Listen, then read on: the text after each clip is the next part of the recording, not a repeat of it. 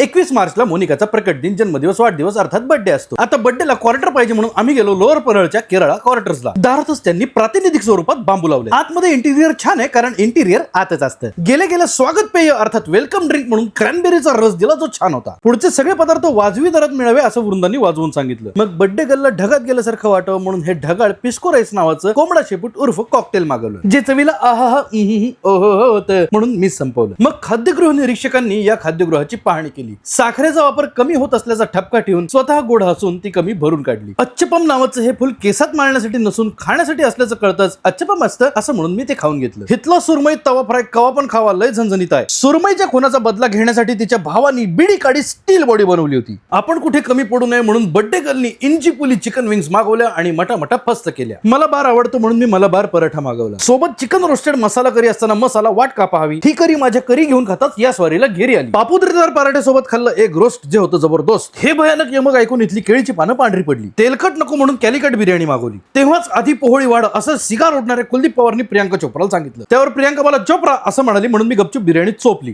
एवढं साजरं करूनही बर्थडे गर्ल नाही थकली म्हणून केली कथकली. बिल येताच बर्थडे गर्लचे रुबाबदार आणि जबाबदार वडील आणि माहीमची श्रीमंत मैत्रीण बाहेर आले. मॉल मध्ये आल्यावर कळलं की लोकलची गर्दी मॉल पर्यंत आली होती. मग कळलं वलय शेंडे नावाच्या कलाकारांनी घड्याळाच्या काट्यावर चालणारा डबेवाला घड्याळांनीच बनवला होता. असा बर्थडे साजरा करून बर्थडे गर्ल थकली आणि सहकुटुंब निजली.